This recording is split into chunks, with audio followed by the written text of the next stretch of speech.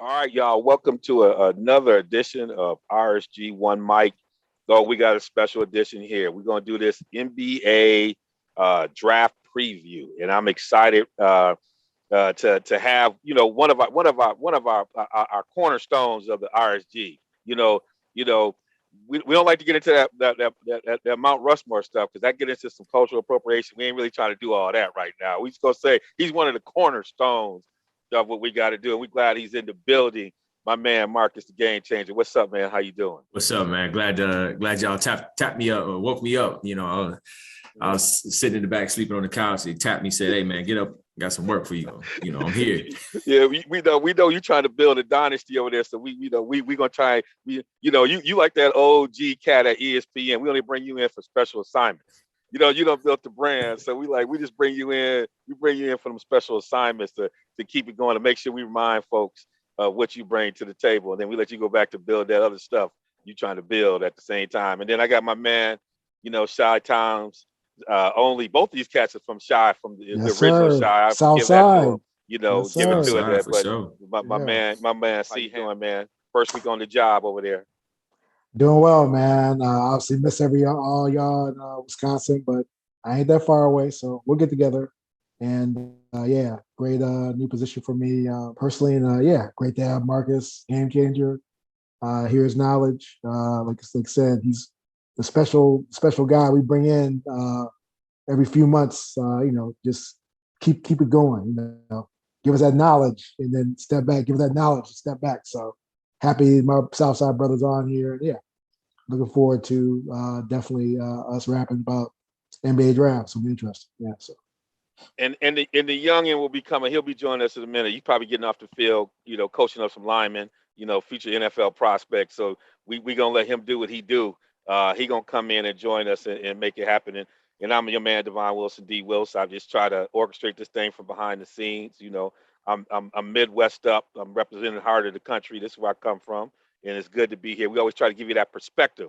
We always got an East Coast perspective. We have a West Coast perspective, but there's something about this Midwest thing y'all probably learned about when y'all watch some Bucks. There's something a little bit different going on over here. When you get 65,000 standing out there thinking they come out of pandemic with the pandemic still around, it tells you something. There's something different about this Midwest thing that y'all need to feel about. Y'all didn't know about. Stephen A., all y'all out there talking that junk, y'all didn't know about. So we're going to bring that energy and that flavor to this one as we talk about the NFL draft in the heart of our show today. But we kind of open up in this open mic. We want to get a feel because these guys, they like me, they work every day, but they keep their eye on what's happening in the sports landscape. And so we had this segment when we come in the open mic. We just try to get a sense of what's that thing that if they were trying to put a sports topic on the back page, leading out on it, what would that thing be? What's that kind of thing in front of mind that's just been on their head? I'm gonna start with you, C. Ham. What's on your back page this week in the sports page? I probably know, but go ahead. No, but twist. You gave a great. You read my mind as far as the segue. It's winners in the heartland. Milwaukee Bucks, rejection of the coastal elites. That's what I would say. I mean, LA's dissing us, New York's dissing us, clowning, talking about, we don't want to see this series. Giannis only can jump. And the brother puts up 50 points and one of the best performances and shoots his free throws. And so, yeah, it's a rejection of the cultural elitists on the left and on the east and west coast. And so I'm very happy that blue collar Milwaukee did its thing, and the Brooklyns and Lakers and Clippers, yeah, they were sent back home packing, and they're drinking their Chardonnay and smoking their lattes and going to their third or fourth house, and we in the heartland getting it in Milwaukee, Chicago, and so on. So yes, that's my thing. Basically, a diss to the cultural elites of this country, people who believe they know best for us, and we know what's best in the heartland. That's why elections are one of the heartland. The crux of this country is one of the heartland. The coasts, they're aberrations. They don't represent the country. So yeah. I've been saying for years, we've been feeding this music game for the longest out the Midwest. People had to go to Atlanta. They had to go, and then had to take on but folk, we've been feeding the whole game for a long time, and people haven't been able to track that lineage back to the Midwest. Cats have been doing it. We just letting you know that now. Now we're saying we can do this. We don't have to move. We can do this from right here, sitting in the middle, make it happen. All right, I see my man over there, Marcus. No, he understand, man. What's going on? What would you have on your back page? What you paying attention to the world of sports? So what I would have on my back page, my headline will be coming for some of these NFL cats that's out here not wanting to get vaccinated. Oh my goodness! Like you talking about retiring because you don't want to take a medically vetted vaccine, but you good with CTE. All right, but you good with you didn't want to retire when they wasn't gonna give Cap a job, so you okay with the blackballing brothers? You know what I'm saying? So like fall back, man. Like really, y'all showing y'all behinds right now, because y'all totally acted unenlightened at this particular stage in time. Like, you know, you out here complaining, and they ain't say that you couldn't play with it without getting a vaccine. You could definitely play without getting a vaccine, but it's going to be a cost. There's consequences for choices, man. And if you make the choice not to get it, then you make the choice not to get it. And it is what it is when it comes down the line. So, you know, it's a team sport, and you want to make individual decisions that impact the team sport. You really can't rock like that. You know, and that's from kiddie ball up. That's what we teach kids is, you know, you have to make sacrifices. You know what I mean? To play this team sport. You ain't crying when they shooting you up with whatever painkiller they shooting you up with before the game. You could take that needle, you know what I mean, to go out there and sacrifice and play for your team. You ain't worried about your body then. Like, I don't get this all like, I'm not getting the vaccine because I'm worried about my body. You playing the NFL, dude. You ain't worried about your body. Worried about your body? Get out of here. You in the NFL. If you was worried about your body, you'd be playing baseball. Because you could play baseball for 15, 20 years if you good. You ain't playing in the NFL for 20 years unless you're a QB. And even then, that's an exception. So that be on my back page. It's just I'm giving a side out to these. And my back page would be just a picture of me giving a side out to these NFL dudes. I'm with you. Y'all both has two good ones, man. I just don't understand it. And the ones I really don't understand, like these coaches. Like, look, man, you ain't have a window. I didn't even get to the players, these coaches. And I'm thinking, okay, what are you doing? Like, what's your income stream look like? Like, how many multiple income streams you got? Because I'm not throwing away an NFL bag as a coach. No. Oh, you got to be crazy. You got to be crazy. You're not going to get that money as no assistant in college or in the NCAA. You're not going to get that money like that. You ain't getting that. I mean, these folks, I don't understand it. They over here. I understand it. I mean, bottom line, I mean, not to get political here, but Trump talked about it. People aren't voting on their pocketbooks anymore. People voting about their cultural beliefs, their cultural norms, their cultural fears. They're not voting on, and they're not acting too on what's rational money-wise. So let's be real about it. And so these people, I don't, you know, again, I don't believe what they're doing. I don't trust, you know, support what they're doing, but I can understand it because sadly, these cats truly believe that there's something in the vaccine. There's a chip in the vaccine, and we're losing our freedoms and all these crazy, you know. Well, if you worry about that, then these are the same people walking around with iPhones. You think they can't track you? I agree. You know what I'm saying? If you worry about tracking, there's a multiple. I agree, and that's why you know that watch you wearing when you tracking all your vitals as an athlete. I agree. You tell me they can't track you on that? They can track you easier on that. Track you on that. If you worry about tracking, you shouldn't even be out here. Cars got computers in them. Cars got computers. They can track your car. How you think OnStar work? So here's my thing with the conspiracy cats. Here's my thing with they putting a microchip in us so they could do what? I ain't heard that yet. What they gonna do with the microchip? Control us, guarantee to control us. Control our minds, you know. How? Break it down. Somebody break it down. Somebody in the tinfoil hat. Somebody in one of these tinfoil hats come holler at me. Break it down. And let me understand. Because everybody like they gonna put a microchip. What? I mean, all this craziness. Like, dude, Marcus, you just have bottom line is that the pandemic has shown a couple of things. One thing, sadly, our racial disparities in the country also shows you that we got serious issues in this country. And that really exacerbates and so crazy conspiracy theories. I mean, you got, not to get political here, you got Sarah Huckabee Sanders out there talking about getting the vaccine. You know these cats have lost their mind. Well, and not only are you saying that we got some issues with mental health, but I think it goes deeper than mental health, which is why, and I want, again, don't want to get too political, but let's just talk about it since we're talking about it. It goes deeper than mental health. It also goes to, they want folks uneducated, which is why all of a sudden CRT became being taken out of an issue schools, out of the blue, right? So I'm gonna leave it at that. Like, right? You can't so teach them the KKK. You can't teach the KKK.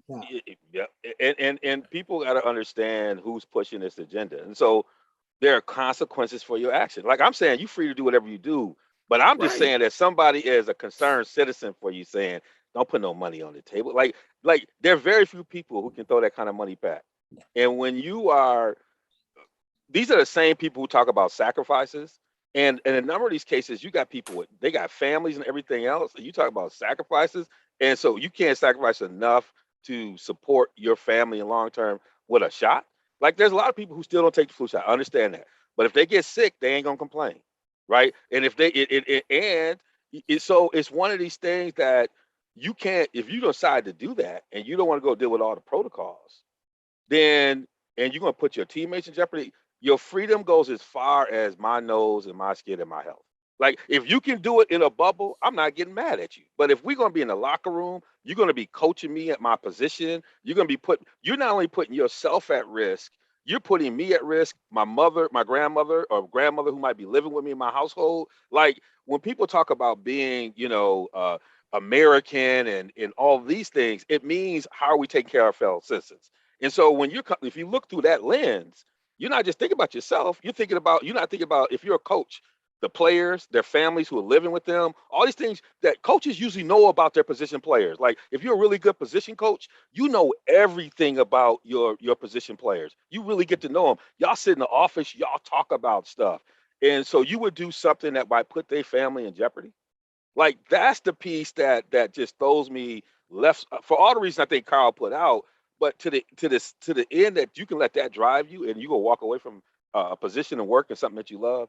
Yeah, I'm with you on that. I can't quite understand where we go with that. But I'm glad we brought that issue up here. In the Midwest thing, Carl, I think you broke it down, man. I love it, man. You know me. One of the reasons why I started this, what we're doing, and Marcus knows this. I believed in. We need to provide this Midwest perspective. We got people on our platform from all over the country. We share who do that, but the heart of what we come from, a lot of cats who their roots come from the Midwest.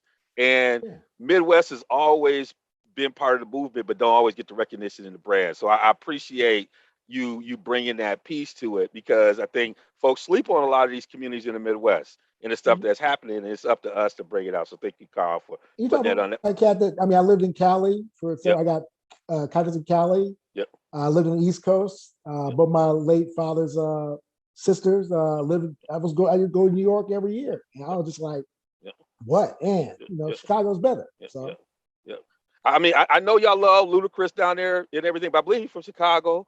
Yeah, man, I could be wrong. I know y'all love. I know y'all claim him. Maybe he does that. I think Zib is really he's from Detroit. Originally, then by Las Cruces or whatever. There's some connections going back. The only brother that really came out strong way back in the day was my boy MC Brigg from Flint. He let you know it wasn't no future in the fronting, and he just came straight out. He let you know he was from Flint, straight out right out the gate, way back in the day. But we've always been influencing things, and y'all see it pop up there, and y'all find out this Midwest flavor is kind of under it. It's like my boy Kwame Brown said, that's how mama's cooking. All that stuff, we sprinkling that stuff on y'all stuff. We just let y'all know we just cooking straight from here right now. So shout out to my people from Milwaukee. All right, Darnell, we just hitting that back page thing. I know you coming in. You probably you got a future All-American you working with there coaching? Yeah. Hey, Lord willing. Okay. I know you, man. You dedicated to the game, so I know when you coming in, you coming off of somebody's field. How you doing, brother? Doing great as always. Okay. So let's jump into the cipher, man, and we're gonna go. Now we got Marcus here. So one of the things I want to do, I bring Marcus to the table. One of the things we did on the big show, you go to realsportsguys.com to check out a lot of stuff. You can catch us out on all podcast platforms. You can go way back into the crates. If you're the kind of crate guy, you go way back in the crates and catch some of our early stuff. But one of the things we always did early stuff, sometimes we had to just go ISO. Sometimes we had to let a cat just go to the wing and just lay it out, let them go for me, like an ISO Joe type thing way back in the day. And we would do it. One of his famous ISOs was when he went off about my man Big Dwight. That was the biggest rant ever when he was talking about Dwight Howard. That stuff, I'm still laughing every time I listen to it. I go back and listen to it every once in a while. But we have this ISO thing. And so to kind of set the context for this draft conversation we're going to have as a group, I thought it would be good for my man Marcus to do an autopsy of the NBA season in terms of how we got here, to set the context for the draft. And then we're going to bring everybody else back in to try to get here. So I'm going to let you kind of just summarize it from the perspective of the game changer to kind of set the conversation for the draft. I'll let you go, brother, and I'm gonna get out the way. Cool. So I got my notes set up. So I think, when D hit me with this, I was kind of like, yeah, man, I just want to kind of like put the season in a nutshell now that it's wrapped up. I'm not going to go into any necessarily statistical logistics or anything like that. You can look that up on your own. I'm just going to give you like big picture perspective on kind of where the league is headed based upon what we saw from last season. Right. So, I think one thing that I think is very evident, I think it was previously evident, but I think probably like the last 3 to 5 years, there has been a tremendous evolution in the NBA where the regular season and the playoffs are completely different animals. And I think, and again, I was a kid during the 80s, the 90s, I felt like regular season and playoff were pretty similar types of basketball. But I feel like now what happens in the regular season matters, but only so much. I think the playoffs is a different breed of basketball. It's a different style of basketball than the regular season in the NBA now. And I think you see that with neither number one seed made it to the finals. You had a 2 seed in Phoenix who made it. And a 3 seed in Milwaukee who made it. But the reason I say that is because there are players who matter during the regular season who don't matter during the playoffs. And that's why I say it's 2 different seasons. If you look at the NBA awards, who was Defensive Player of the Year, who was MVP for the last 5 or 6 years, that doesn't necessarily equate to team success in the playoffs or even that player having success in the playoffs. Right? You look at list of all-stars. How many of those all-stars perform at an all-star level once you get into a playoff series, right? It's different when you're coming on a back-to-back and it's a January and a Tuesday night and you in Denver and you score 30 because they played the night before, right? But when a team is locked in on you, they can pinpoint all your weaknesses and attack you in a certain way. The playoffs are a different type of crucible, and it really separates, as my man Jay-Z said, it really separates the platinum from the white gold, right? Who's real and who ain't real. And the playoffs are that crucible that really lets you know who that is. And I think that is something that I think is a stark difference. Like, yeah, Montrezl Harrell is helpful during the regular season. He's worthless during the playoffs. Andre Drummond to get you 16 and 15 during the regular season, not helpful during the playoffs, right? Eric Bledsoe, a dude that'll get you 15 and 6 during the regular season. He's not helpful during the playoffs.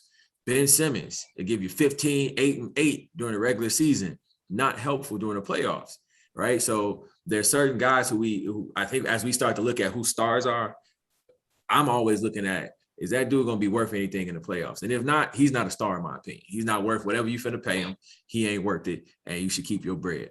So that's one thing I think that is really, and I think when we look at free agency, and we should be looking at free agency as free agency comes up after the draft, right? And this should inform how we look at moves, right? Because there's certain moves that don't move the needle as far as making a team a true championship team because they just signed a dude who looks good in the regular season, but ain't going to be on the court in the playoffs, right? Somebody like PJ Tucker don't look like they're a great contributor during the regular season, but PJ Tucker, you're going to have him out there in crunch time during the playoffs. So, as we think about free agency and how people sign people, that's one thing you should keep in the back of your mind. Like, is this dude my team just signed a playoff player or a regular season player? Because there's a difference. And it also matters what your team is trying to do. If your team is trying to make the playoff, then yeah, get some regular season dudes. But if your team is trying to win it all, you need to make sure they're bringing in dudes that in a game 7, the last 6 minutes of the game, that dude can be on the court. If he can't be on the court, then the signing won't really work much.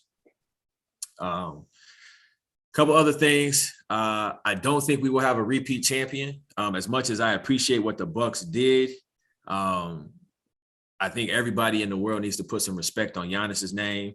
I think Chris Middleton upped his profile in the league. I think Jrue Holiday upped their profile in the league. But I think ultimately there are two truths that this Bucks run proved to me. And this is as somebody who followed the team and has followed the team for the last 4 or 5 years. There got to be some tweaks to Bud's system. And his whole system ain't bad, but there got to be some tweaks because he has to figure out a way. In the same way, and I think they did this between last season and this offseason. In the same way, they figured out how to get Giannis some easier baskets and some easier looks, putting him in a pick and roll, allowing him to, play in a dunker spot a little bit here and there. They found some way to get him some easy buckets because before that, everything was super difficult, super hard. He was running through that proverbial wall all the time. They got to now take a step back and do the same thing for Middleton and Jrue Holiday for this core to continue to work. And Bud got to look at the system and figure out where can I get, because Middleton and Holiday, the reason they're inconsistent is because they have to make so many tough shots. And it just don't work like that.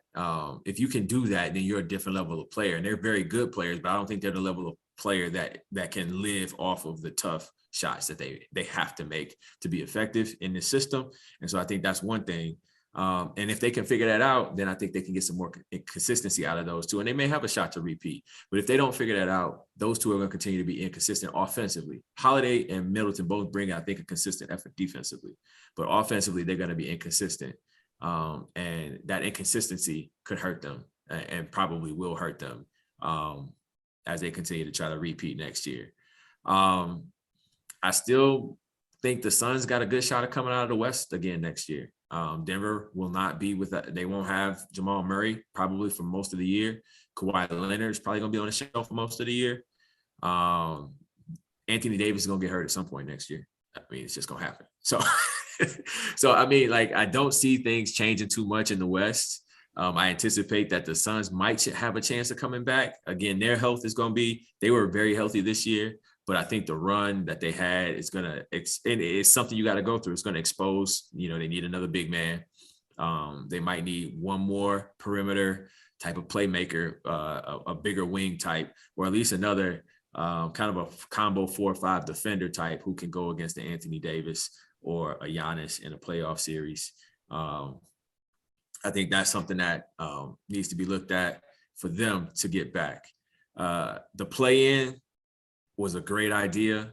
I don't care what nobody say. I don't care. These teams crying. Listen, if you got a problem with the play-in, we talk about the 7 and the 8 seed. I don't care about these two teams. Let them fight it out. If you don't want to be in the play-in, be the 6 seed. That's all you got to do is be a 6 seed. Like, why are we complaining about the 7? Why are we whining about fairness for the 7th and 8th seed? Like, that's that mediocrity that I can't rock with that. I'm not finna be up here crying about a mediocre team. Like, you just barely got in. You literally barely got in. Like, you ain't earned nothing. You have earned nothing. Like, fall back. Like, you is not that good enough to be talking about, well, the regular season doesn't matter. I know the regular season matter plenty, because if you get the 6 seed, you need to get the 6 seed, right? So I'm tired of listening to people complaining, especially like teams and players complaining about the play-in. I think it's great. I think it keeps everybody engaged. I think it keeps teams competing all the way through the regular season, so the regular season actually does matter, right? Now you don't get to rest people. Now you don't get to coast. If you're the 6th seed, you don't want to be the 7th seed. If you're the 5th seed, you don't want to fall to the 6th seed. You know what I mean? Like, you want to get, if you're the 5th seed, you're trying to get to the 4th seed. Wow, so we can have that home court game. You know what I mean? If you the 2 and the 3, you might be trying to chase the 1. So everybody who is in the mix has something that they could be pushing for to get up to that next spot, right? And it was like, if you got a comfortable enough lead as a 5th or 6th seed, you can just cruise, right? And the 7th and 8th seed, they could just cruise. Now, y'all don't get to cruise. Y'all ain't earned the right to cruise. Y'all probably barely 500 if even that.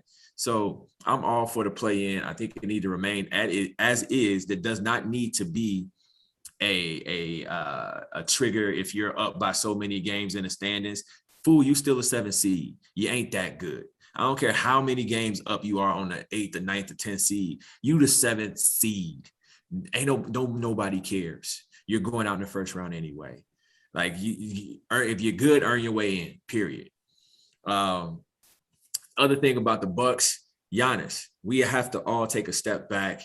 All of this Giannis slander, this Giannis hate, I'm tired of it. I'm tired of hearing it. That man is hater-proof right now. And I think the big thing we all need to shift is we need to stop viewing Giannis as a traditional perimeter player, right? Because all of the gripes with Giannis is he can't shoot, and he needs to become a better free throw shooter, no doubt about it. Because I think if he becomes a better free throw shooter, then what he did in that finals game 6 becomes a regular occurrence where he has the potential to drop 50. Because what holds him back from being just completely dominant and averaging 34 to 35, 36 points a game is because he shoots such a poor percentage from the line. Same thing with Shaq. If Shaq is a 60, 70% free throw shooter, his averages jump up 5 to 6 points. Giannis is that same way. So people have to shift how they view Giannis. Don't view him as a perimeter player. View him as a post player who can go out on the perimeter and attack you from the perimeter. Now you're looking at something totally different, right? But people want to talk about, well, he's not that dude because he can't shoot. When have you ever expected a dominant center to be able to shoot? That's not a part of the criteria. Does he protect the rim? He's pretty good at that. Does he dominate inside or offensively? Does he rebound? Yep. So that's what centers are supposed to do. Now, the other things that he can do, make him something else. They make him something we haven't seen before. A center who could put the ball on the floor and beat you off the dribble. A center who could bring it up the court and attack off the bounce. Jokic can't even do that. You know what I mean? And he's something else we haven't seen before. So we got to look at Giannis differently. A center who can go out and guard wings, who can switch on the point guards. You know what I mean? Like when you think about it in that sense, then you get the full appreciation of what Giannis is, right? Instead of viewing it as he's a perimeter player who can't shoot. That's not what he is. But that's what the people who want to knock his game will say. Atlanta, the other team that was in the conference finals from the East, they won't be back until after Trae Young gets to his supermax. They're not going to be back. I know I've heard a bunch of people say, "Oh, Atlanta going to be good for the next 5 or 6 years." That's what we thought in 2012 with OKC. How'd that work out? How'd that work out? You know what I mean? They broke up real fast, right? Atlanta's going to be the same way. They can't pay all those dudes. They don't even know if they're going to pay John Collins. So yeah, I don't see, and that's not even taking into account the context of everything else that happened in the league. And I'll close this out by saying KD is the best player in the world. That's where that is right now. He's surpassed LeBron as currently the best player in the world at the game of basketball. But he is definitely that is pending this Team USA outcome. That is definitely pending this Team USA outcome. That's what to say. That's Giannis is the best player in the world. No, he's not. Giannis is the best player in the world. Giannis is not the best basketball player in the world. Yes, he is. Okay. See, best player in the world. Because you talk about his defense. See, one thing that's about his defense. Hammer. Let's not do that though. That's the man you talking Giannis about. is cold. Giannis told KD that he's the best player. That's why Giannis is so great. His defense alone makes him a stud, dude. Giannis said KD the best player in the world. Giannis didn't want to guard KD. KD had 49, 17, and 10, and Giannis was over there in the corner playing defense. And Giannis, after the game, Giannis said Kevin Durant's the best player in the world. He's being humble. So Hammer. This is what I will say. I'm all about loving Giannis. I'm all about the Giannis love. I'm with you. I love Giannis. I love his game. I love his story. I love what he represents. He's not the best basketball player in the world. He's just not. He can't shoot. I got one more. Best scorer? Yeah. Best scorer. No, I'm talking about best at basketball. You're telling me KD's a transformational defender.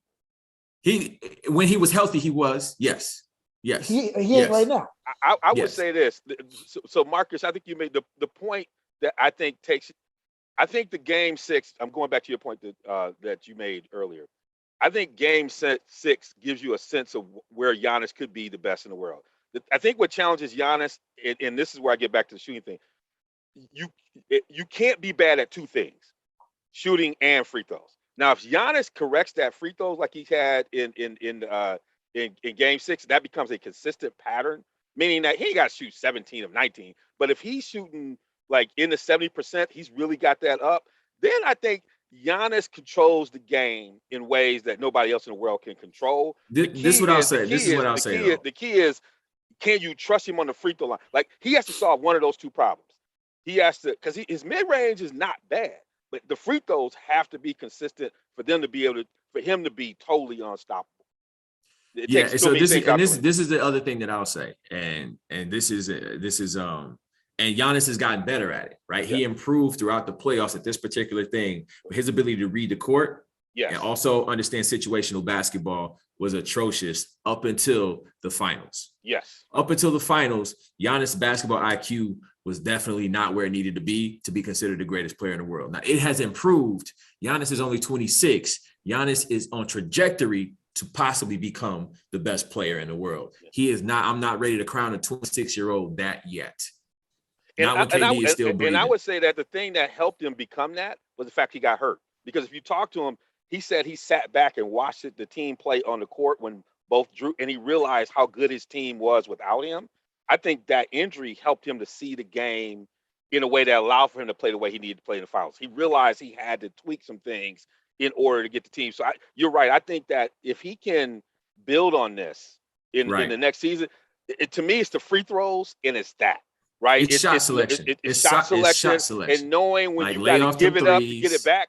I said if they start playing him like Karl Malone, where he's catching it and make quick moves, like he was doing in the finals, where if he's just relentless, it's over. We're getting to where he need to get to, and understand his spot is in that little circle. Yeah, that's his spot. When they talk about getting to your spots, he need to understand his spot is in that little circle. As long as he's trying to get to that spot in that little circle, he gonna be all right and lay off them threes. All right, Darnell. There was a lot on the table. I saw you. I think you were down there taking notes over there about the respond. I was putting my hand up like one of those old ladies at church. I was putting my little church finger up.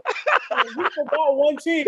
It's talking about the Suns getting back to the finals, and I said we forget one team. We forget about Golden State because Klay Thompson's coming back. They still got moves to make. We don't know. I still gotta see what they do. That's where I'm at with them. I gotta see what they do. I feel you, but I gotta see what they do because they got some chips that they can maneuver. They made a move with Jeremy Grant, right? Did they make a trade or whatever it was? No, they didn't do anything. That's a rumor. I'll say that's cool if they do that, but I'm just thinking like there's a couple ways they can go. They can pivot with it. They could try to get that star, and this is actually a conversation that I would like to bring up because me and Marcus had this conversation in the group chat about the Ben Simmons idea, and I was thinking about it from a couple angles. Like, the Sixers could really build their roster with those two draft picks, and if you have Wiseman, they could either use him on the bench or they could flip him for more picks. But even if the Warriors stay there with those two picks, I still think that can really bolster their depth because when the Warriors were at their best, it was strength in numbers, right? So if they can go in there in the draft and pick up a wing that can play with the starters sometimes, and a backup guard like Sharife Cooper to bring off the bench, that could be a hell of a rotation right there. I think the challenge. Sharife Cooper going 17. Yeah, I've seen Sharife Cooper. People got him going a little bit later. They got him going to the Lakers. Yeah, I saw a couple. He ain't going 17, bro. I've seen him go in the 20s, man. To be honest with you, but if Sharife Cooper, I said he ain't going 17. That's my point. You talking about he's talking about he's going later than that, or he's talking about he's going? Yeah, because they got 7-17. So Sharife Cooper, you talking about? So I understand the analogy. I'm talking about for their team, for the Golden State Warriors. If you brought Sharife Cooper, this ain't the NFL draft. I wouldn't pick him at 17. You can't. Well, if you brought him off the bench and had him run your second unit, he can help them win a championship. Sharice's gifted. I've been watching him since in person. We both have seen him in person, right, in the gym in Powder Springs. He controls the game. He's a true point guard that can control the game. He has a high basketball IQ. He can run that second unit. You're not picking to be a star. There's a team that's trying to win now. The thing on Golden State that's the hidden gem that I think is a struggle, and they got to figure out how they saw that, is the Draymond piece. Draymond offensively was a little bit more of a scorer back in the day. He's like a running back who took too many hits, where he was good, he just fell off. And so part of it is. I told you the whole time he's a third banana. But I told you. Remember what I told you? I said he don't believe that, right? And so back then it was okay. He didn't believe that, but how you play with him on the court is different now. And so the part of it is their stars have taken some hits in ways that it's going to be interesting to see how it performs in the playoffs, right? Even Steph is taking some hits. Like there's some body blows. Like there's only so many people can bang that body, knock into the floor. You starting to see that wear and tear on it. So it's going to be interesting to see how those pieces come together. And Clay, so some of them youngins have got to then. They got to step up and play big. They got to have some moments for them. Like they got to be like how those Phoenix youngins were, right? They need a couple Cam Johnson performances coming out of some of these youngins that I don't know if they're gonna get. So that's gonna be interesting. Like somebody like Sharif is not gonna be scared of the moment, right? So that's probably why that might not be a bad thing. He's not a scared of the moment kind of kid. A name that I've been seeing is Davion Mitchell, but yeah. Davion's not a scared of the moment type kid, but I don't know if he brings a different aspect to the game. Yeah. Like he's not necessarily going to be the floor general that Sharif is, but he can give you that. Davion Mitchell reminds me a lot of like a shorter, smaller version of Drew Holiday. Like he's going to give you that energy. He's going to pick you up 94 feet, and on the other end, he knows how to get buckets. Like he knows. I think he's a much more aggressive version of that, right? In a sense that Davion got that. You ain't got to poke him to do his thing. He's just gonna do it. You might have to pull him back, but he's a junkyard dog type, which makes him interesting. I want to dig into something that Marcus said, and Hammer, I'm gonna go to you to come back to you, Darnell, because I think this is really interesting. Marcus talked about now we have the difference between it's 2 different seasons. Like you have to play different, which I think is a really important point. I've been kind of alluding to that for a while. Tremendous point. Give me your feedback on that and what you think teams need to be thinking about as they're thinking about draft, given that concept. No, it's a tremendous point by Game Changer, because I'll just be blunt with you. I should be saying this on a sports show, but I will. I didn't watch that much regular season basketball this year. I ain't gonna lie, because I didn't see the fundamentals. I saw a lot of, we talked about low basketball IQ, cats just shooting up threes, to be shooting up threes. But I ain't gonna lie, when we came to the playoffs, man, I have not seen this much playoff basketball since 1996. Because I saw fundamentals, I saw them getting in defensively, I saw the teams with a poor IQ losing games like the Bucks, that they shouldn't have lost. I saw teams with good IQ like, Atlanta doing their thing with less talent. So the bottom line is that Game Changer is right. You have to bring players into your organization who not only have the basketball skill, but know how to use their skills appropriately in the right times. And so that's what this, we talk about talent development, higher ed, we talk about education in general. This is about talent development, this draft, as far as being able to look at players and projecting them like a Giannis Antetokounmpo 8 years ago. Can they grow their bodies into a certain frame? Can they have the basketball IQ for a certain frame? That's what you have to look at for a player you're looking at right now. That's why you have cats like Deshaun Nix slipping, might not even get drafted because they're getting exposed left and right about their low basketball IQ. Or you have somebody like Trey Murphy Jr, who's exploding on the charts right now because this cat has shown that he understands fundamental basketball. He's going to grow into a nice wing player, maybe 20 more pounds, and he can be versatile that way. And so, a great point by James Changer. I just wanted to just supplement that point because that's just a brilliant point. And before I go to you, Darnell, man, I mean, one of the things, James Changer and I had a long debate years back about this idea of development. But now he's running this top-notch program at Wisconsin. I think now he bringing the Popovich to his game. So I think he's already implementing. But I think you have to be really good at looking at people's trajectory. But I also think there was an element, I've always said, this is where the past can really inform the future around this concept that I think Game Changers brought to the table, is that one of the strategies I thought they did a very good job in the 90s, probably late 80s, early 90s, is utilizing their secondary star and other stars to amplify their second unit, to create this hybrid unit to address things. and your ability. And so, like, if you look at a place like Milwaukee, figuring out the way when you start to understand, you can play Middleton and Holiday with a second unit that where you're able to then amplify. They get their scoring off in there. You create a different dynamic, and that's something you develop over time. And coaches get so caught up with their 6 or 7 players. I don't know who was talking to me about this the other day, that I was talking to someone, and someone was, I can't remember what it was. They were talking about coaches' inability to coach past 6 players, 7 players. They get confused. Their energy turns off around that. Oh, my cousin James was talking to us about that. I was talking about the day, Darnell. He's a great basketball coach. He's saying one of the struggles is that a lot of coaches today don't have the ability to coach past their top 6, 7 players. They can't think beyond that. And that's where your assistant coaches and other coaches play a really important role to develop your bench. What you saw with Phoenix is you saw them developing those players in those second units, in those roles, and along with baking in some of their starters, you create these kind of roles. And I think you have to be in the playoffs. That is an important piece. Those are the things that allow for you to find scoring, to get people off, to address any kind of flaws that or way people might be focusing on your star. And so that's something I just wanted to kind of just supplement. I think what Marcus is saying, I think a really important role that has a lot to do with beyond analytics, goes into some other things that people don't quite think about.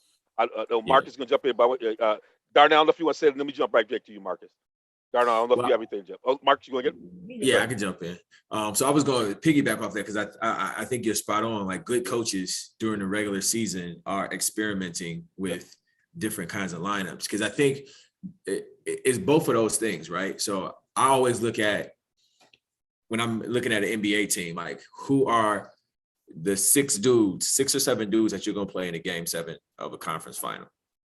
And if I go through your roster and I say, well, if team X does this, that player's got to go sit down, and now you playing your 8th best player. That ain't no good, right? Or if team, like with the Bucks, it's like, okay, so I know you can put PJ, you can put Giannis, you can put Holiday. If Dante was healthy, you could have put DiVincenzo out there, and you could have put Middleton out there. So I was like, okay, they got a solid 5 that I can say, if that's my 5 that I can put on the court, I can live with that.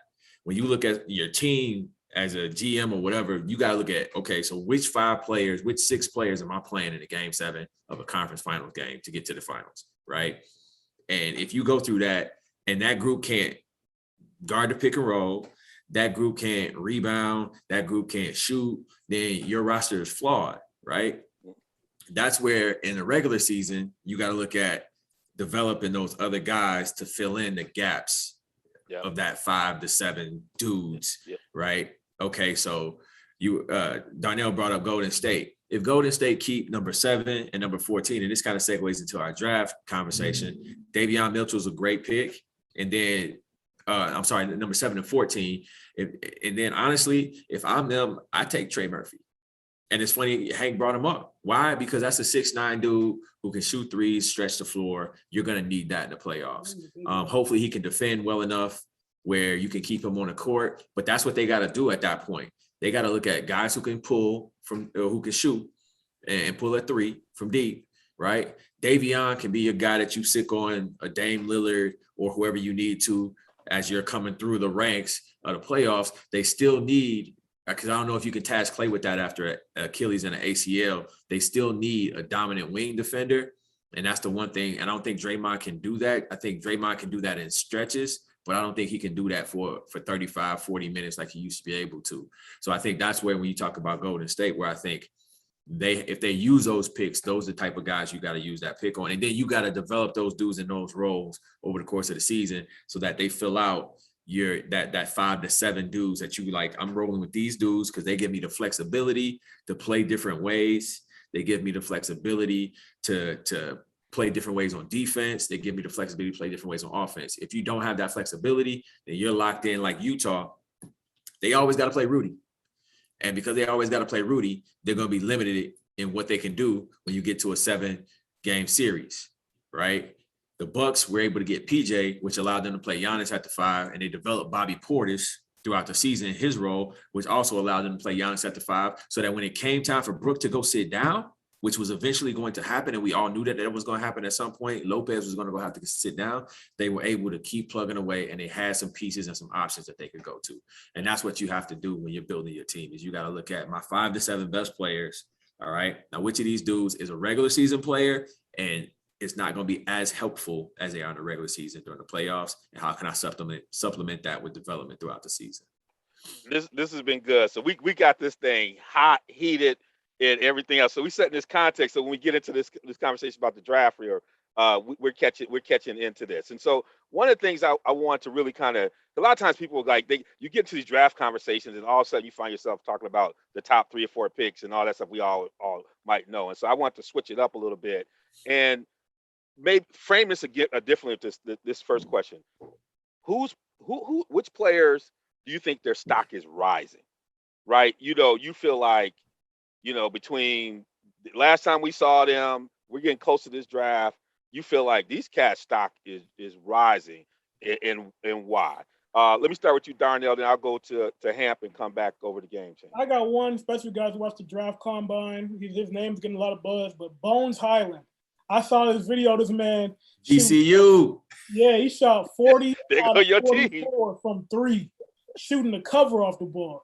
I mean, he got moves. He reminds me a lot of Emmanuel Quickly, and he's probably even a better shooter. But his stock is definitely rising. Thank you. That's a good one. Hamp, who you think? Whose stock is rising? We already been talking about Trey Murphy Jr. The third, excuse me. Excellent wing player. Took advantage of the portal with Rice last year. Went to UVA. Look at that fundamental coaching from Tony Bennett in that squad. And so I think, again, he's got a nice wingspan. He's going to be able to shoot the basketball. He's going to be able to, put a little 20 in, maybe do a little 4 as well.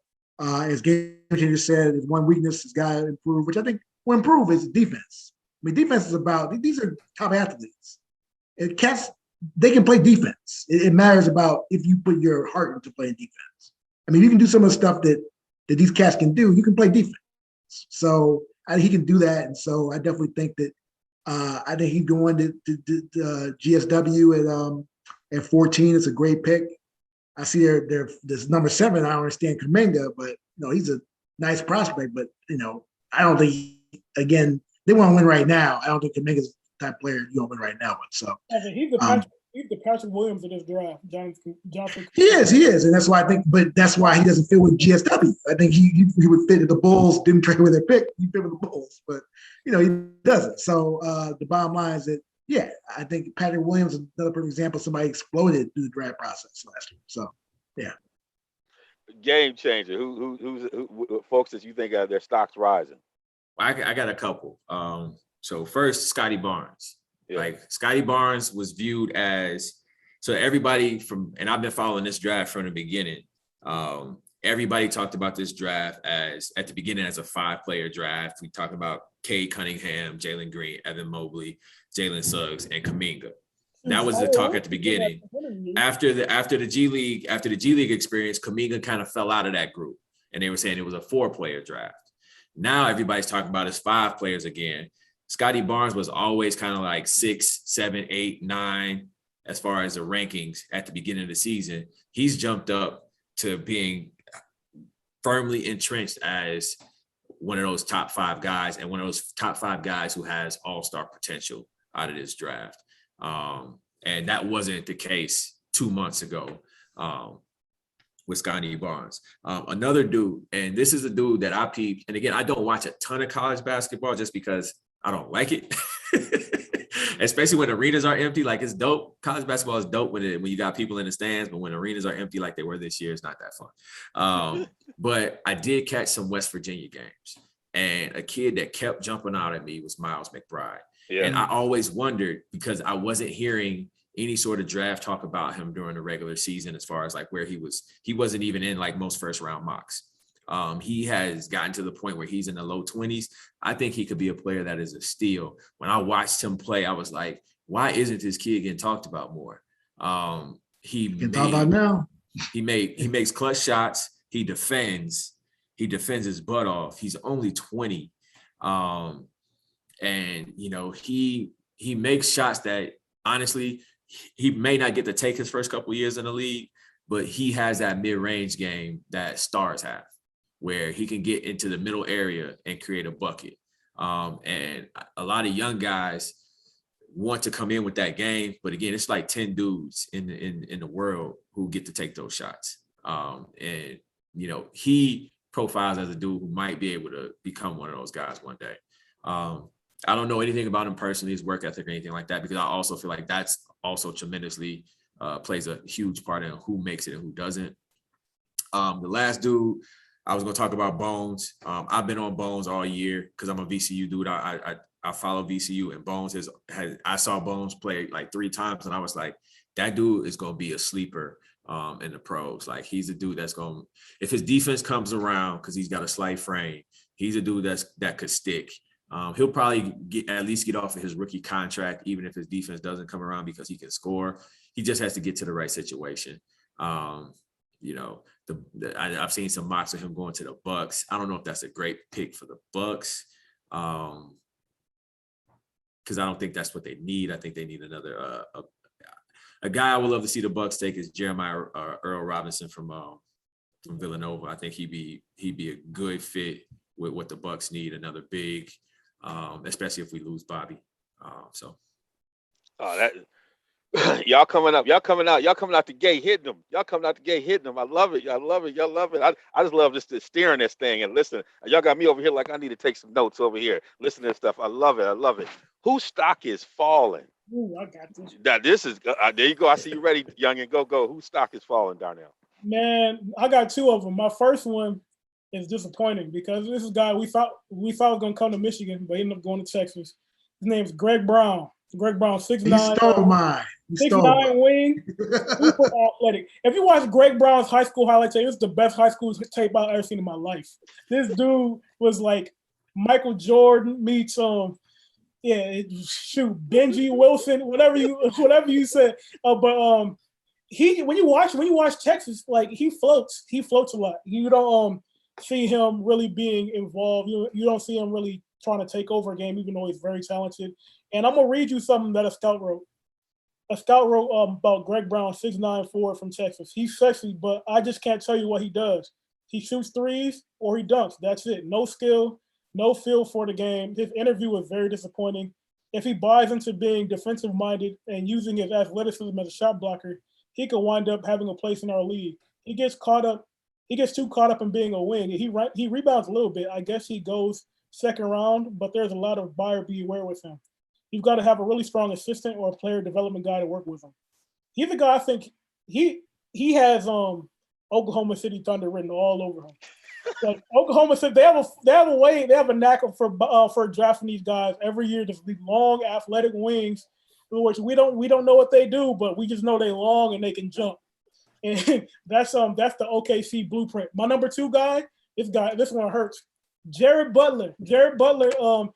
This is a guy just like what Game Changer was saying. Like I watched him play, and I was like, man, Jared Butler is going to be something. That's like one of the perfect guards. Like he's 6'4", he shoots very well. I watched the game against Kansas. It's like he couldn't miss at all. And if you know about Kansas, Marcus Garrett, my bad. Marcus Garrett is one of the best defensive guards in the whole country. I watched him play a little bit. Yeah, he's good. He could not hold Jared Butler. Jared Butler can shoot. He knows how to play off ball. This is another guy that the Warriors could look at, even though it's probably a reach, especially because the reason he's falling, I didn't get to that, is because he has his heart condition, right?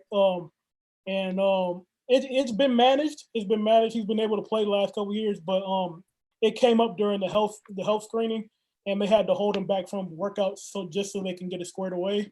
But that kind of scared some teams off, and now you see him in mocks going in the 20s. I'm like, I seen him in the CBS mock going 23 to the Brooklyn Nets. I'm like, if y'all let the Nets get Jared Butler, man, come on, man. But yeah, those are my 2 guys, Greg Brown and Jared Butler. Woo. I want to follow up on Greg Brown real quick because again, I'm a Shaka Smart fan, and so I was watching Texas a lot. And he was one where you talk about basketball IQ, it just wasn't there with that youngin. Like he should have stayed. I get why he left, because I don't think his stock was going to keep going up unless he figured out how to play basketball. Like he's an athlete, but I don't think he knows how to play basketball yet. Like there's just, and there was some character stuff that I saw. He walked off the bench one time and somebody from the bench had to go. It's just they had to go in the locker room and get him. And he's just kind of doing some pouting. And if you could see that on TV, like if I could see that from my living room, you know what I mean? Like who knows what's going to come up in the interviews? You know what I'm saying? When they start investigating, start digging, who knows what they found out? Because if he's doing that on national TV and anybody can see that, like it was definitely like, what's wrong with him? Something's up. You know what I mean? So he hasn't handled his precipitous fall. This is the cat, as Darnell talked about, was supposed to be top 5, supposed to be in that conversation we talked about earlier.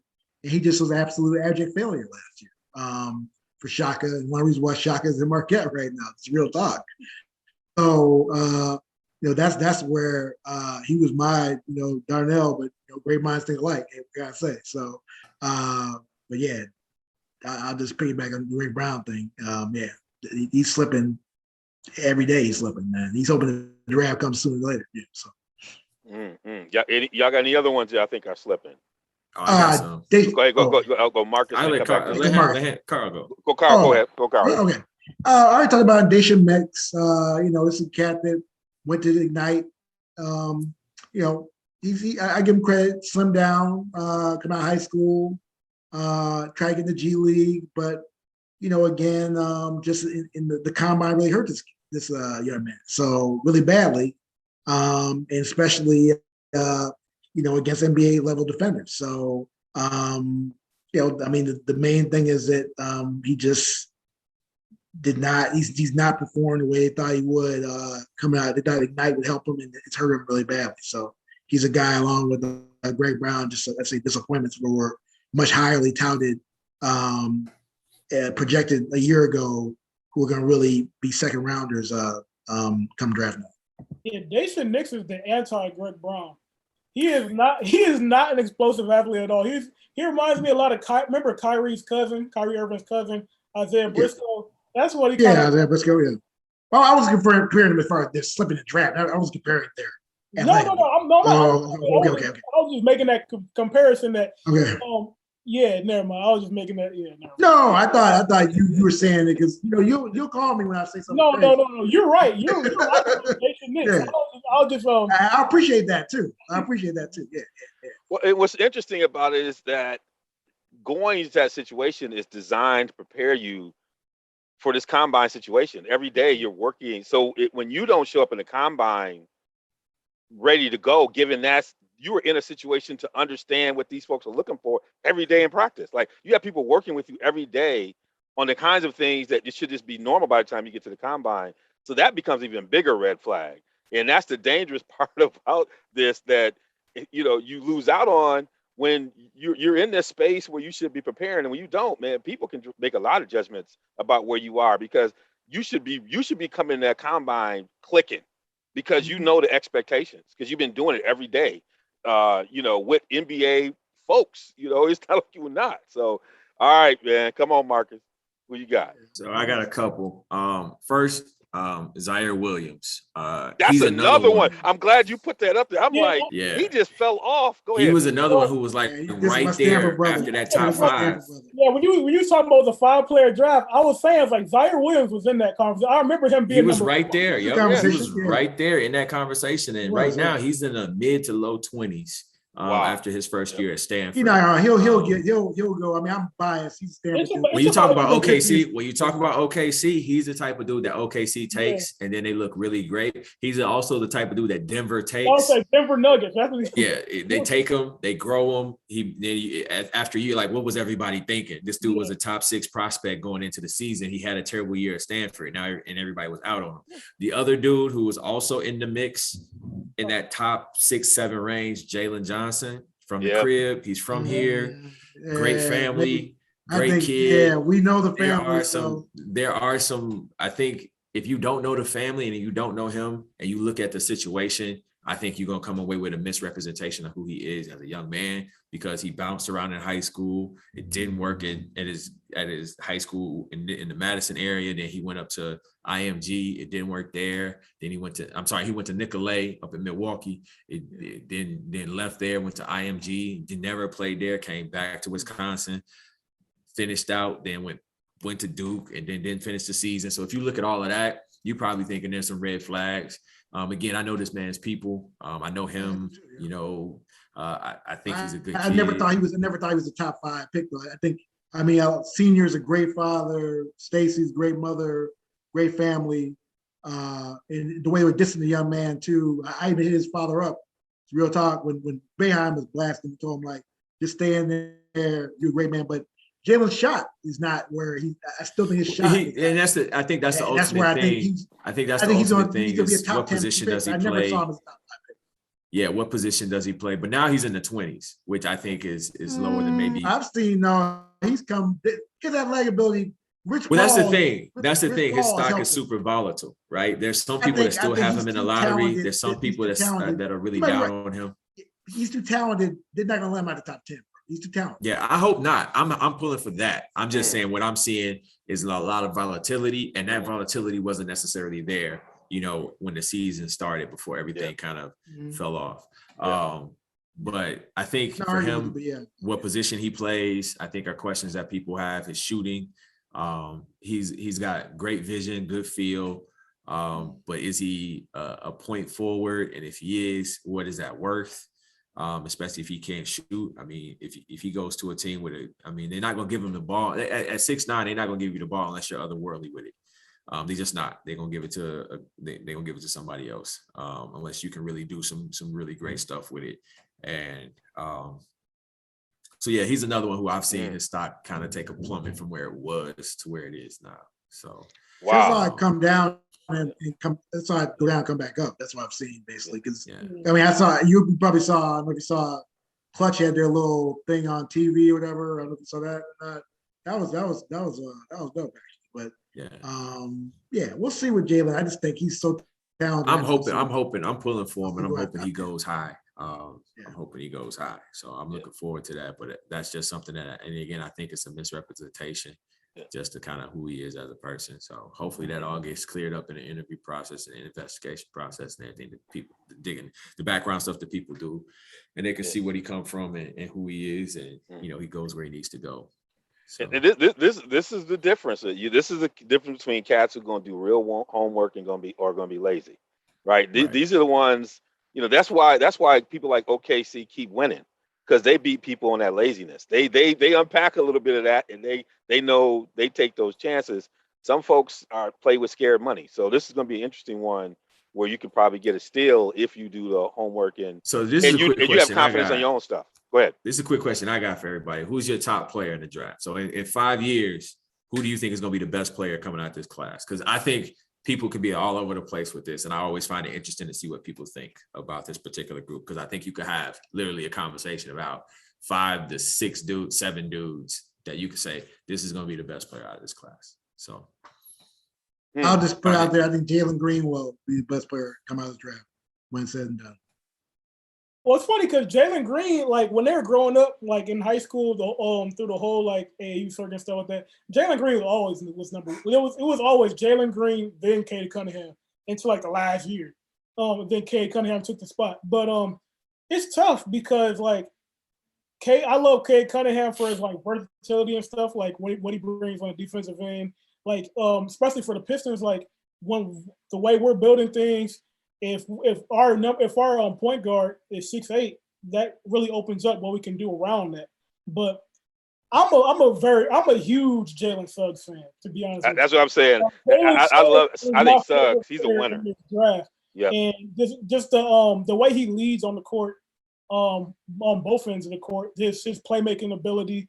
He's shown the ability to shoot. He's not a knockdown shooter just yet, but he's shown the ability to shoot. And if he gets better at shooting, I think Jalen Suggs has the ability to be the best player in the draft. Who you got, Hammer? Who you got, Marcus?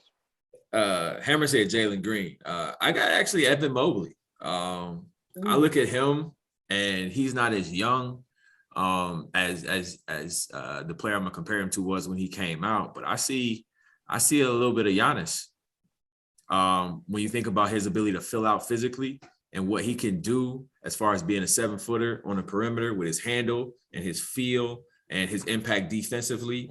And we just saw how dominant that can become. And I think he's a much better shooter than Giannis was at this age. No question. Yeah, so I think, and obviously this is obviously a projection, but I think if he fills out physically, you could be seeing like the evolution. Like Giannis is like the beta, and you about to see like the 2.0 version with Evan Mobley, because he brings it on both ends of the court. And he got the brother who get after it too, who hustle like who gonna be one of them sneaky hustling cats. Right. He got that brother thing going. Yeah. Right. So that's the guy that I think is gonna wind up. But I see Cade becoming like Joe Johnson.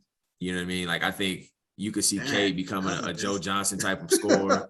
Like that's what I see when I look at Cade. I see a lot of Joe Johnson in him. Joe's a good player, but wow. Okay, that was the first pick. Well, when Joe was in his prime, Joe was the dude. No, I'm saying, but not the first pick of the draft, though. Yeah, no. when I think of Cade, I think more of a facilitator. Even though he can score like that, like he is like that as far as a scorer. But I don't know. I just don't know if he's gonna be able to get by people to facilitate. I think he's gonna have to be. A finisher But when I think Joe Johnson, I'm thinking of just buckets. You know what I'm saying? I'm thinking of all buckets. And I think that's what Cade winds up being. I think if you think Cade is gonna be like Luka, I think you miscasting him. I don't think he's got the feel. He's got a great feel, but Luka's feel is like a whole nother thing. Like Cade can pass, Cade can facilitate, Cade can run your offense. And you could have done that with Joe Johnson. Like Joe Johnson could have been like when he came in, he was like a point forward type. You know what I mean? But then he evolved into just like, I'm gonna just get buckets. Yeah, I think Cade, your system will be you run the right system, he can punish you. Like if you think about you're gonna play something small on it, he can punish you. He don't mind doing it. He can pass out of that. You know, I think he'll be amplified by a system versus I think Suggs just has a feel for the game. I think that football. I hope he winds up in Toronto. That football piece plays a really important thing. I think he's got them transferable quarterback football skills. He's found a way to take all these things he does and he just makes it work. And I like him a lot. But the Mobley one I like a lot because he was the dude coming out for a while. And people, you know, he got over there in South Central chilling and doing his thing over there at the Pac-12 playing late at night. People forgot all about him. But he's a load. He's a load. The thing about the Mobley where go ahead, Darnell, you go. No, you're good. No, the thing about Mobley is that, you know, we don't know how he's gonna fill out. That's why I just can't say he's gonna be the best. Because, you know, you look at Giannis, when Giannis was drafted, Giannis was still 6'9", 200. This cat's now, you know, 6'11", 245. So, I mean, he's putting on, you don't know how that extra weight, how you going to play with that extra weight. So that's the only reason why, like I said, I think Jalen Green definitely, I'm more comfortable saying with the body of work. But Jalen Green got to put on extra weight too, because he's only 175. I think it's different between 15 and 40, brother. Hey, Jalen Green. Evans like what, 210? Evans like 210, right? Yeah. But this is what I'll say with Evans. With Evan Mobley. The reason I think he will be the best player to come out of this draft is because I think the next evolution of basketball in the NBA is being able to play small ball but be big. Right, so you need big, dynamic, versatile dudes who can also do multiple things on the court, and I think he is that type of dude. If you're gonna build a team to be that, right, and watch if they don't get it done, you will hear about OKC trying to slide up and get him. Yep. Why? Because that's what I think they're trying to create in OKC. They're trying to get a bunch of. That's why they want Cade. I don't think they're gonna get Cade, but that's why they want Cade because they want to be 6'5", 6'8", 6'9", 7 foot across that front line because that's the next evolution is doing what the Warriors did and doing what people do when they get to the playoffs, playing small ball with big dudes. If you can play small ball with big dudes, you're gonna have a hard time beating that squad. That's why he has the versatility defensively where he can be a wing, he can be a 4, so he don't have to be a 5. He can just put on 20 and be a 230 and be a 4. You know, some people say he could be a 3, but that's the thing. He's still 7 feet. Okay, so 7 people. Yeah, that's a good point. I mean, Yeah, I love it. I think Cleveland's not going to pass on him. Though. I think Cleveland's going to stay in that spot. He's going to Cleveland. So I want to do this in the spirit of Milwaukee and the spirit of Giannis and the spirit of Bucks on this question. It gets a little bit into what you're talking about, but this takes it even a little deeper. And I want to do this in spirit since we have the game changer here. They got the hustle and flow thing going over here in Stay Cool. So, they got this thing about unsigned hype. They got, trying to identify that cat that is rumbling over there in the underground. People don't know they're going to be a star yet, but somebody had the eye for that talent, got it, and it grew into something, or that late draft pick, that Giannis or that Middleton, right? Who was in Detroit, like every other player who played in the playoffs started out in Detroit, ended up with somebody else. We get them to a certain point, they get somewhere else and they just sprout and do what they need to do. Who's the guy that you think in the draft is that guy that nobody's really talking about, but you can see the trajectory? You might be the only one. You're going to say in the barbershop, everybody might look at you crazy, but you just know it. And when it happens, you're going to walk in the barbershop with your George Jefferson walk. They're gonna wonder why you walk in the barbershop like that, because you might even record it when you told them and they was clowning you. Who's that guy? All right, I'm gonna go with you, Darnell. This is a guy. I've been watching a lot of these videos where they do comps, like comparisons for players, and I never get the comparison. But Moses Moody, I've been watching him. I've been watching him all season, and I've always seen almost like an Alex English type score. Like he got that mid-range game down, he bump you and go this way. He reminds me a lot of Chris Middleton. Like you said, you wrote Chris Middleton's name in there. He's like, who's gonna be the next Chris Middleton? Who's gonna be the next Giannis? And the first name that came up was Moses Moody. Like I think he's gonna be a very good scorer. Like he has a great feel for the game. He can play defense as well. Like he's long for his height and he can play defense. So I think Moody can be a very good two-way player. All right. Whoa. All right. Ham, you got anybody who you think will be that cat that this nobody really talking, but you like with a little bit of, you're going to sprinkle a little bit of mama's cooking on them as my boy. You're going to sprinkle a little something on it and that thing going to sprout. Who do you got? It has to be the right situation, but I really like Joel Giannis. As that player that could evolve. I think you look at his work, I think he could fill out a little bit more. He's got a nice three. He really fits into the game, today's game as far as a wing player. And so, but it matters where he goes. I mean, I've seen a mock where he's going to Utah. That could be a good look for him. But if he goes to the wrong situation, he might. But he's the type of cat where I saw a lot of dog in him. It's no secret. I was in Indy at the final game and watched that game, and so really was impressed with his piece of work. Even though obviously Suggs a better player, but I think he can be something special in the right situation. He gets some of the tools that you need as far as today's game to really, especially for a guy 6'5", maybe be 6'6", a guy 180 now probably could be 200. He's the type of guy that really his ceiling is also unlimited. His ceiling is only at his floor right now. The ceiling is the roof. Yeah. The roof. I don't say the roof. I think he'll be a very good player. I think he'll be a great. So. All right, and I'm gonna join in on this one after Marcus, because this is the one I want to contribute to, because this is the fun one. This is a fun one to kind of just project a little bit. All right, Marcus. So for me, the dude I'm gonna go with, I don't think he'll be a star. I think he's just going to outperform wherever he gets picked, if he gets picked at all, and that's Jericho Sims. I think he has a chance to be, at worst, a JaVale McGee level type of player where he is a backup center on really good teams. He does all of the big man stuff that you need him to do. And I think his ceiling is he becomes a 12 and 12 type of dude who is a nice lob threat in the pick and roll game, can block some shots for you, will rebound the ball, and play some decent defense on the defensive end and protect the rim for you. For me, that's where, I think he goes late second round, mid second round to undrafted. And I think if you can get a guy like that for cheap, you take it, So I think, for the right team, I think he'll be a good selection. Hey, Marcus, I got a name for you. Festus Ezeli. I don't know if Festus was athletic, but I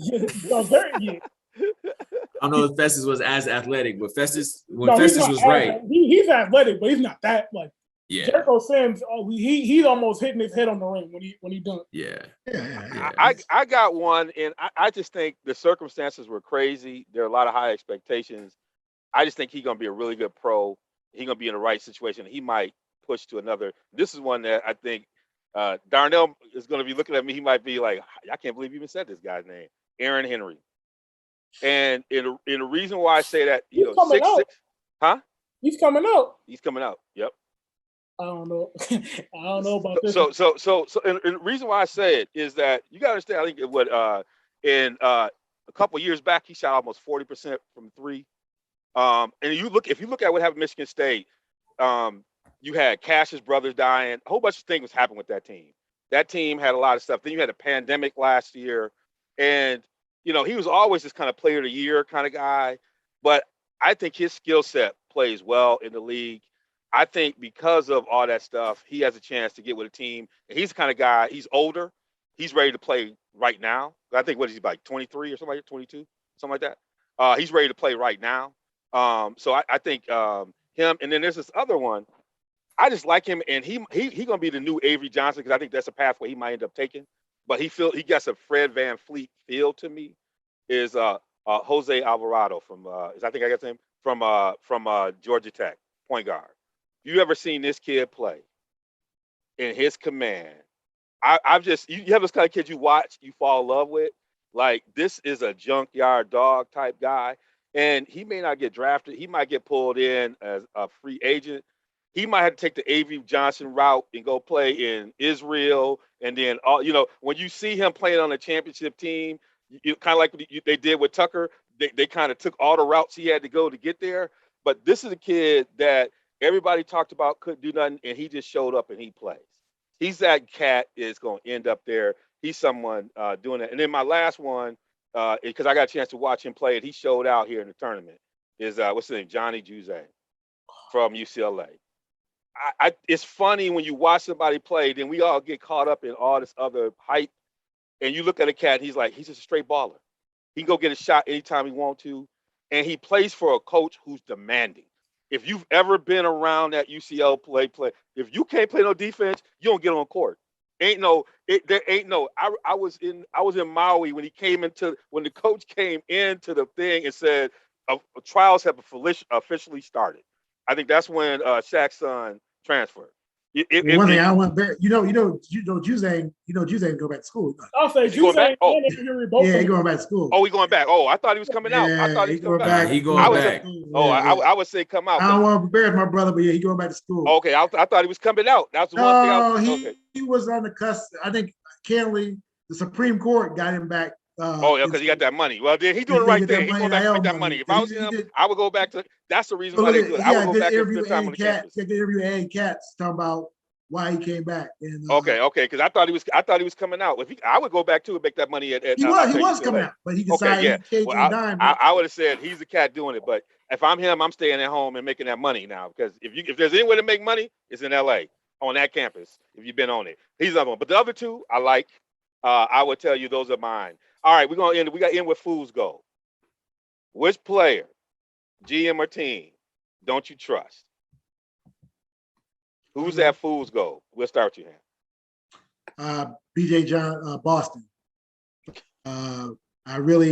He's Fool's Gold, man. I mean, this is a guy, another cat, top 5, and you can't be a shooting guard and can't shoot.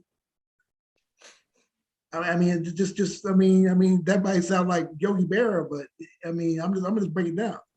And so he's a guy that got exposed after 1 year of play, kind of like Greg Brown. And I think somebody's gonna be stupid enough to give him a first round deal. I really do.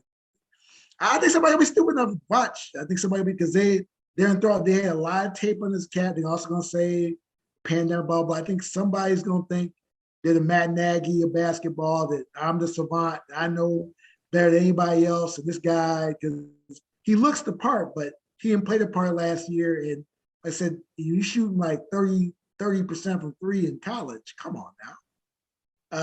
It's not gonna happen. So that's my fool's goal. But that's why I think because he's high. He's high. He's like 30. I see like 32 right now. Somebody gonna take him first round. Someone gonna take him first round. I think someone's gonna be stupid up there first round. Somebody looking at lips thinking we can turn him into a type player. So that's what I think. All right, Darnell, who you got? Who, a team you don't trust? GM, some fool goal player. What? This draft got it full of them. I might put Cleveland out there. Cleveland got everything going. They could go there, but I ain't gonna go ahead. Go ahead. That was my team. I was gonna say Cleveland, but at first I was gonna say Detroit. But Detroit got the number 1 pick. They can't mess it up. And they hurt me right now. I'm scared right now. You could mess it up. They could trade up. They had a good draft last year, though. Yeah, they had a good draft last year, but historically. I'm with you. I'm just. I'm nervous. I'm nervous. Like they're gonna have the second offering at church. I'm nervous. Like, with the number 1 pick, the Detroit Pistons select Alperen Sengun. You're like, what? Oh man! And they ain't the Cavaliers with shots Anthony fired. Bennett. Shots fired in East Detroit. Yep. I heard they might trade the pick though. That's the one thing. They're not gonna trade that pick, man. That's all. I hope not. I heard some. So who do you put in Cleveland? Darnell, what you gonna say? You got Cleveland. Yeah, it's not bad. I mean, the best GM they ever had is over there playing for the Lakers. So I don't. Ain't nothing else helping when he ain't been there. So all right, Marcus, who's in this fool's gold team, player, whatever? Oh man, I don't really have a player because I think really after that top 5, everybody understands that it's really a roll of the dice. Particularly in this draft, I think it depends on team need and what you want. If I got to go with a team that I think just doesn't really know what they're doing right now, particularly as it relates to the draft, I think Washington, like the Wizards, just never make sense. I mean, they draft Rui 1 year, and then they draft the dude Denny Avdia last, and them the same dudes. Like it's literally the same guy. So they're gonna take a 6'9" dude to play tweener forward, which is what they do every year. Hopefully they trade Brad Beal and get him out of there. And then that starts the dominoes fall. Maybe Westbrook will get traded again for 3 years in a row. But Washington is the one that this is the thing with Washington. So they went through the interview process, hired Wes Unseld Jr. Shout out to all the black coaches that got hired this past coaching cycle. New black coaches too. Yes, new black coaches. Yes. But during the process, I read an article where the GM in Washington was surprised at how other people were viewing his team. Like it was news to him that his team couldn't defend nobody. Like in the day of analytics, you couldn't pick that one up. It was just like he could the article just made it seem like he had a revelation after going through this interview process with these different coaches and having the different coaches give feedback on the team and what they thought could be different. And he found some consistent threads about some of their offensive issues and then some of their defensive issues. It's like you had to go through a coaching search to figure some of this stuff out. Like, ain't you watching your team? I don't watch your team because they suck, but you should be watching your team. Oh my goodness! Yeah, Washington. I don't even know if that's fool's gold because I don't even think nobody thinks that's gold. Right. So I don't know if I can call that fool's gold. If there was one player that I would say has a lot of hype behind him that I'm still kind of not quite sure on, it would probably have to be. Like, I don't even know. Like all of the top. Like I like Scotty Barnes. I think he's got a shot to be a good ball player. I think Suggs could be phenomenal. I think Green could be phenomenal. I think Mobley could be phenomenal. I think Cunningham could be phenomenal. Like I don't see there isn't a dude in this draft where I'm like people have him touted highly, and I don't think he's gonna make it. So all the dudes after those 5, like Kuminga could be awesome. He could be terrible, but I think everybody feels that way. I don't think there's anybody who thinks like that dude is like a sure shot thing, and he's not. What about Buck Knight? James Buck Knight. I don't even know enough about him. I haven't seen enough of him. I don't have enough to say. I have an opinion on him. I've watched him, and I don't know if it's just because, I don't know if I'm not sure if I trust anything after Calhoun and UConn.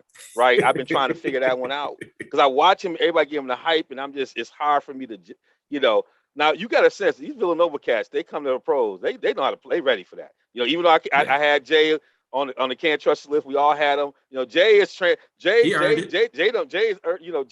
Jay's his players is doing something. Maybe my thing with him is that I'm not sure I trust anything after Calhoun, and I'm not sure if it translates. That's the part I was trying to figure out. When I saw how high he was, I was like, I paused a little bit. I got a person. He's not a top 5 pick, but he close to home. In a way, and I think he probably should come back. Is Wagner. He gets some love with the Golden State thing. People love the way he shoots. I think he got a lot of skills. I think he might end up like his brother right now. You know, kind of floating around. If he stayed and kind of worked on his game in other places, I think he could be. He got something. You know, he had a dog moment. He had a dog moment in the game when they really needed him to carry. He didn't rise to that dog moment. And there's something about it but I think he can be that player. And I just think that that's one thing that he needs to grow into. But I think he's overinflated right now. I think he's gonna get drafted higher than I probably think he should get drafted. And I hate to say it that way, but there's something about him that I think he just at that other level he's got to go. Or he could end up floating around like Stauskas and a lot of all these guys. You know what I'm saying? He's not Robinson. Came from Division III, playing like I can't go back type kid. If I'm looking at even the same sphere of kind of players, you know, Robinson had that. I had to prove everything from Division III to Division I. You know, I'm gonna get a shot. I'm gonna come get it. It's something about. I would love to see him. He could be much. He's the kind of kid that should, if he would have played the right way, could be a top 7 type kid with his skills. But he needs that. So he's one I would put. It's something that could be fool's gold. No, I hear you, but it's just too many mocks and too many his talent. He's gonna go top 10. Could be a bust, absolutely, no question. But I mean, it's kind of like you can keep on going back to school like William Buford. Remember him? Yeah. Every year, I'm gonna improve my draft stock, then not get drafted. But I hope he's self-scouting, right? That's one thing I love. We got game changer here. I hope one of the greatest things about it is you got to be able to self-scout. I hope he's self-scouting. If he's self-scout, he'll be all right. If he's not, he's gonna be Stauskas too. Great skills, great shooter, is gonna miss a great opportunity. I hope he's feeding from his brother and learning. He's a kid who could be like great. Like I think he got something in his game. He got unlimited range. I mean, out Golden State, he would be great. But another Michigan kid out there who figured out was Poole. Poole had to go down and come up, and Poole kind of had to right the ship. And last year, I thought he felt like he righted the ship. He met his potential, right? And I think they found a way, and he was able to do it. I just think this is a kid that I think he's a player a year type of skill set coming out. He just didn't stand up to that. So that's the one I think I would say. You saw Jordan Poole as a first round pick? No, I said Jordan. Jordan Poole was somebody who came Jordan out Poole was balling though. Balling. I agree, but I thought he was a good second round pick. I was stunned. He was back. I mean, and shout out to Milwaukee. He's a Milwaukee dude. So I just did not see him as a first round pick. I was like, really? He was a lead dog on a really good team coming out. He got all the skills. Agree. But part of it is that, you had to figure that whole thing out. You know, and I think Wagner going to be the same way. You know, he's going to versus. I think he could be a little bit more ready made. He should be a little bit more ready made. Given his trajectory, he should be a little bit more ready-made. He's just not. That's why I thought. So for tweener, I was kind of like, I don't know about Jordan. I mean, nobody say anything about what's my boy Io or whatever from Illinois. Like we say nothing. Oh yeah. Did anybody say anything about him? No, we haven't. This is one of the kids they think could do everything and anything. Why? And before we go, why are we? I mean, this kid has some crazy potential, but what is it about him that scares people away? I don't think anything is scaring anybody away. I think he's properly rated in the late first round. I think you're going to get what you're going to get with him. I don't think there's much upside. I don't think he becomes a star in the league. I think you got a solid combo guard I think he'll have a 10-year NBA career. Like no doubt about it. I think he can play. I think he can play, and I think he's a smart enough player. And just the improvement that he made from his sophomore year to his junior year shows that he knows what he needs to get, and he's willing to work at it, and he's improving that things. So like he made a stark improvement from where he was as a sophomore to where he was as a junior, to make himself even on the NBA radar. I think just overall, it is what it is though. Like he's going to be a backup combo combo guard type of dude who, he'll cap out as, a fringe rotation starter type. But that's what you're gonna get. But he'll have a long career doing that if he plays his cards right. Like I see like a Wes Matthews type of dude when I look at him. Maybe a little bit more ball handling, but nobody's gonna put the ball in his hands in the league. Not if he's handling the ball for you, you're in trouble. I don't know if he's shooting like Wes. Yeah, I mean, well, Wes didn't shoot like that coming out though. That's what I'm saying. Like Wes didn't shoot like that coming out. Wes was not a shooter coming out of Marquette. Yep. Like, that's how Wes in summer league. That's how Wes in summer league. That's how him and Jarrell McNeil. It was like a tale of two players, man. Jarrell lost all the money in the world, and Wesley gained all the money in the world. That was, just telling. And the summer Wes league. worked on his game. I mean, he did. He's self-scouted. He's an example of self-scouting. Yes. Like, and that's what it seems like this young man has done. He seems like he realized what he needed to work on. He worked on it. He got him better at some things that he needed to get better at between his sophomore year and his junior year. And so, if that trend continues, really that's what this boils down to me. And this is the information I don't have, but will these dudes work? And if the dude won't work, if I'm a GM, I'm not drafting nobody that don't got a track record of putting in the work.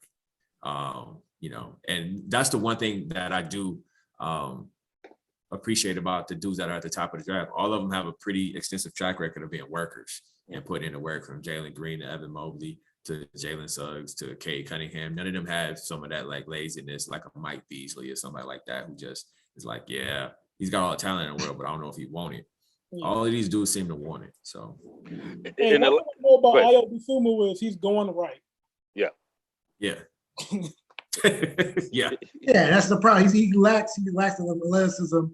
I just think he's. I mean, you got the best athletes in the world, man. I just don't see him as. That's why he slipped in this draft, because he just does not match up with the athletes in this draft. They can overmatch it, and also he's so used to having the ball, as you said.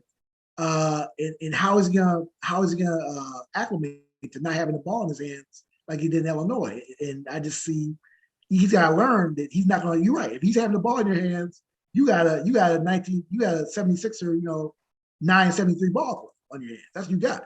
If he's your top ball handler. So one thing you can count on, he's gonna play some defense. He's gonna get you on the court.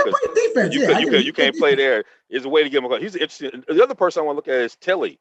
I mean, this is a versatile kid coming out of Zaga, and it's just like, this is somebody like, you see how versatile he is, but you don't see him playing. You don't see him doing anything in the league. You see him being. Is Tillie coming out? Is he coming out? Is he coming out? Oh, Tillie. I'm thinking of Drew Timme. My bad. My brain. Yeah, no, Killian can't guard anybody. Who's he? He can't. I mean, he's not big enough to bang. Like, and he's not like he can't be a 4. Right. So it's like, what is he going to be? I mean, he can shoot for a big, he can shoot it, and he's got some talent, and he's always hurt. Like, Cat's got an injury history. So that's who it is. Well, we're gonna watch the draft. We got all this stuff in it. Follow these cats on all social media. We'll have that stuff for you. You can catch them. They always gonna be talking. Just don't come with nothing crazy. All these guys will come back and get you. This has been a great show, y'all. A lot of good stuff here. I look forward to getting back to y'all again. We're going to drop the mic. We're going to give it to my man, Marcus. He's a guest on the show, so we like to let our man get the last word over here. I'm going to mess this up because I got to spotlight you, so I might mess around and mute you. But we're going to spotlight you. Get you here. We're going to ISO you again, let you drop the mic in and give us the last word. All right. So the Olympics are taking the center stage right now in the sports world, and it's a fun time. Couple of things that I want to make sure that people are just mindful of as they're watching the Olympics. First, like, don't get too caught up in some of this like the handball. Like, just don't get to tweeting and going all off on like basic like sports that you don't know nothing about. Right, some of these exotic sports that you out there and you got no clue about. I'm looking forward to track. We were talking about this a little bit before we got on the air, but the situation with Team USA is going to be something that I'm watching closely. Like I said, I think Kevin Durant is the best basketball player in the world. That could change though. Like, if this Team USA situation doesn't go well, and we talked about this before, Team USA is oftentimes, in my opinion, dependent upon basketball geniuses coming together and quickly figuring out what roles everybody needs to play in order for the team to operate at a high level. The fact that this team has not done that yet feels to me like, particularly with the players, there may be a lack of leadership from the KDs and the Dames of the world who need to be at the helm of this. And that continues to speak to a trend of KD-led situations just not quite panning out the way they should from a culture and a leadership perspective. And that would be the one knock that I would have on KD if I'm thinking about the best player in the world. I'm thinking about the dude that if I'm going to start my franchise with, like, I'm picking him and I'm going to be good with it. And if they can't figure this out, then I'm not sure what to think of KD as a leader and as like the cornerstone, the single cornerstone of a great team. I don't know what to think about that, and that brings a lot into question. So I'm going to be watching this Team USA situation closely. They already blew the 25-game win streak with a loss to France and Rudy Gobert and Evan Fournier, dudes that they would hand their lunch to in the league, and they lost to them. So, yeah, we're going to see how this goes. But Dame is another one who hasn't, even though he has a very great track record as a leader and a culture builder, Dame won nothing in Portland under his watch. And there may be some of that may be him. Some of that may be the organization. Some of that may be him. Whether it's his style of play, whether it's the fact that he's not a great defender, something's lacking. And this Team USA situation might bring some of that to life for both of those two. So